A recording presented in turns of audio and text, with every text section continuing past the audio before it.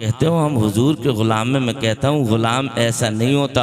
ग़ुलाम तो ऐसा होता है जिन रास्तों से निकलता है, लोग देखकर कहते हैं ये कोई और नहीं हुजूर का ग़ुलाम जा रहा है। मैं कहता हूँ कैसे ग़ुलाम हो? ग़ुलाम उसे कहते हैं आप हिस्ट्री का जायज़ा ले लो, आप पढ़ो ना हिस्ट्री ग़ुलाम कैसे होते हैं। हुजूर के ग़ुलाम है तारीख़ जिनको हज़रत सफ़ीना का नाम देती है, वो हुजूर के चहीते ग़ुलाम है सफ़ीना। जब एक बयाबान जंगल से निकल रहे थे, अचानक रास्ता भूल गए, काफिले से बिछड़ गए और जैसे वहाँ जंगल से गुजर रहे थे, क्या देखा? एक बूढ़ा शेर जंगल में बैठा किसी शिकार के इंतजार में था। लेकिन जैसे ही सफीना को देखा और देखने के बाद में उसके मुंह में पानी आ गया, सोचने लगा अब बुढ़ापे में घर बैठे शिकार आ गई है, क्यों ना इस पर हमला कर दिया जाए। हिस्ट्री में लिखा है हजरत सफीना करीब जा रहे हैं, सामने शेर बैठा है।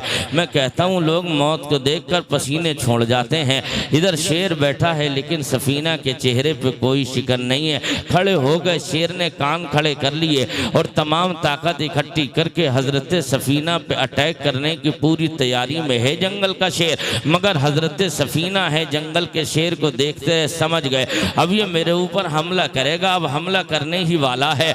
इतने में हजरत सफीना कहने लगते हैं या अबल हारिस, या अबल हारिस, या अबल हारिस, या अबल हारिस। जब इतना कहा उसके बाद फरमाते हैं अना अब्दु रसूलिल्लाह, ए जंगल के शेर, जंगल के शेर मुझे जानता नहीं है, मैं मुस्तफ़ा का गुलाम हूँ, मुस्तफ़ा का गुलाम।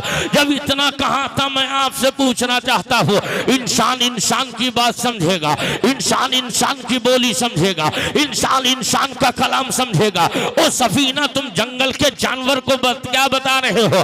तुम ये कहना चाहते हो मैं रसूलुल्लाह का गुलाम हूँ, मैं हुजूर का नौकर हूँ? ये जंगल का जानवर क्या जाने? तारीख में लिखा हजरत सफीना ने जब कहा था या अबल हारिस अना अब्दे रसूलिल्लाह, मैं रसूलुल्लाह का नौकर हूँ, मैं रसूलुल्लाह का गुलाम हूँ, तारीख बता रही है। इतने में शेर ने अपनी तमाम ताकत को जो बिल्कुल बाहर किया, तमाम ताकत खत्म करके सर झुकाया, कान लटकाकर सफीना के कदमों पे आ गया और ज़बाने हालिकान से कहा था वो सफीना, ओ मुस्तफ़ा जाने रहमत के गुलाम कहाँ जाना चाहते हो, किधर जाना चाहते हो? हजरत सफीना कहते हैं रास्ता भटक गया था तो मैं इस जंगल में आ गया, मुझे फला कोने पे जाना है। जब इतना कहा तो शेर ज़बाने हाले कान से कहने लगा ओ सफीना तुम मेरे पुश्त पर बैठ जाओ, मेरी पीठ पर बैठ जाओ, मेरे कानों को पकड़ लो और कानों को पकड़ के जहां तक चाहना हो पकड़े रहना और जब तुम जहां पे मंजिल आ जाए कान को छोड़ देना। अब हजरत सफीना ने यूं ही किया। अरे दोगो याद रख लीजिएगा, शेर इंसान का दुश्मन होता है लेकिन ये अजीब गुलामी है, जंगल के जानवर भी जानते हैं ये मुस्तफ़ा का गुलाम है, आसमान वाले भी जानते हैं मुस्तफ़ा का गुलाम है, आसमान में उड़ने वाले चरिंदे परिंदे भी जानते हैं ये मुस्तफ़ा का गुलाम है, जमीन पर चलने वाले दरिंदे और जानवर भी जानते हैं ये मुस्तफ़ा का नौकर है। और जब इस तौर पर देखा, वरना एक दूसरे की जिद है, जहां दिन होगा वहां रात नहीं, जहां रात होगी वहां दिन नहीं, लेकिन ये शेर के ऊपर इंसान, लेकिन ये तो समझ में नहीं आया। लेकिन हजरत सफीना बैठ गए और जाकर के सफीना आगे बढ़े और जहां मंजिल आ गई शेर ने फौरन आपने शेर के कानों को छोड़ा, शेर ने ज़बानी अपने सर नीचे किया और बैठ करके हजरत सफीना को उतारा।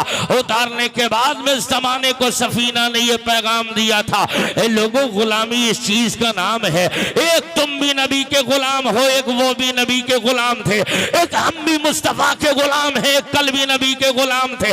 आज हमारी शनाख्त तो बसों में नहीं होती, हमारी शनाख्त तो ट्रेनों में नहीं होती, हमारी शनाख्त तो रोडों पे नहीं होती है, तो नबी के गुलाम। मैं कहना चाहता हूँ लोगों, अगर गुलाम हो तो गुलाम बन के दिखाओ। बल्कि मैंने तो हिस्ट्री में ये पढ़ा है जो जिसका गुलाम होता है वो अपने आका की हर बात पे अमल करता है, वरना गुलामी किस बात की। मैं आपसे कहना चाहता हूँ सफीना को जानवर जान रहे हैं, सफीना को दुनिया जान रही है ये नौकर मुस्तफ़ा के हैं। सफीना ये हवाला क्यों दिया था? तो सफीना कहेंगे इसलिए मेरा नबी इंसानों का ही नबी नहीं, मेरा नबी जानवरों का भी नबी है, मेरा नबी इंसानों का नबी है तो जानवरों का भी है। तो जानवरों को ना बताऊंगा तो किसको बताऊंगा, वो भी तो जान ले मैं किसका नौकर हूं। अब मैं आपसे कहता हूं लोगों, ये गुलाम थे तो मैं कहता हूं गुलाम हो तो गुलामी का हक अदा करते रहो, मुस्तफा के नौकर हो तो नौकर बन के दिखाओ। और जब तुम गुलामी में रह कर के जिंदगी जीकर चले जाओगे, जब तुम्हारा जनाजा मकान से निकलेगा और जब तुम्हें मकान से कब्रिस्तान ले जाया जा रहा होगा, तो तुम्हारा उठना नबी की शरीयत के मुताबिक हो, तुम्हारा बैठना नबी की शरीयत के मुताबिक हो, तुम्हारा खाना नबी की शरीयत के मुताबिक हो, तुम्हारा पीना नबी की शरीयत के मुताबिक हो, तुम्हारी जिंदगी के शब और जब शरीयत मुताहरा के मुताबिक होंगे। और जब तुम्हारा जनाजा निकलेगा तो अपना गैर भी कहने पे मजबूर होगा, आज उसका जनाजा उठा है जिसकी कभी नमाजें कदा नहीं हुई है, जिसका कभी रोजा कदा नहीं हुआ है, जिसने पूरी जिंदगी नबी के शरीयत पर रख करके अमल करके जमाने को दिखाया। याद रख लेना, आज तुमसे हम और आप बैठे हुए हैं, हम और आप नबी से क्या प्यार करेंगे, हम और आप मुस्तफा से क्या प्यार करेंगे, हम क्या नबी से मोहब्बत करेंगे। मोहब्बत करने वाले मोहब्बत करके चले गए, लेकिन हुजूर हमसे कितना प्यार कर रहे हैं। अब आखिरी तकरीर की बस ये गुफ्तगू हो रही है, आखिरी मरहले में है तकरीर। याद रख लीजिएगा, हुजूर 63 साल के हो गए और 63 साल की जाहिरी जिंदगी पूरी होने वाली है मेरे पैगंबर की। और जब पैगंबर दुनिया से जाने वाले हैं, हिस्ट्री में लिखा है, उलमाए सैर बयान करते हैं, सरकार मदीना सल्लल्लाहु तआला अलैहि वसल्लम को 8 दिन या 10 दिन या 12 दिन पहले बुखार आया।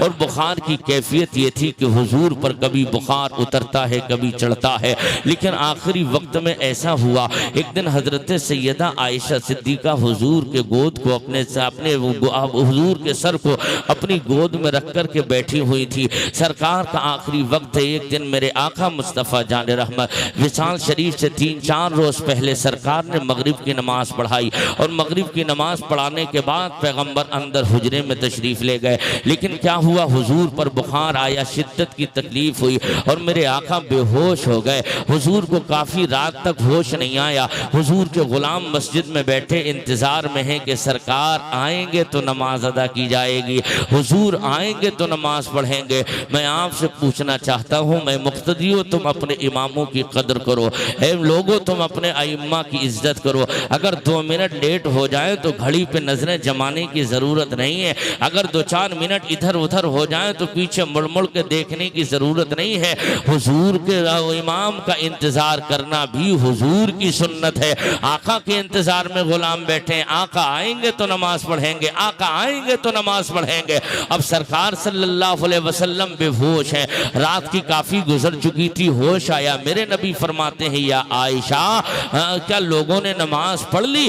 तो सैयदा उम्मुल मोमिनीन हजरत आयशा अर्ज करती हैं, आका आपके गुलाम तो आपके इंतज़ार में बैठे हैं, वो आपका इंतज़ार कर रहे हैं, सरकार आएंगे तो नमाज पढ़ेंगे। मैं कहना चाहता हूँ वो लोग कितने मुकद्दर के सिकंदर थे जिन्होंने कलमा पढ़ा था तो कलमा पढ़ाने वाले नबी का चेहरा देख लिया था, जिन्होंने नमाज पढ़ी थी तो पैगंबर आदम जैसा इमाम उन्हें मिल गया था।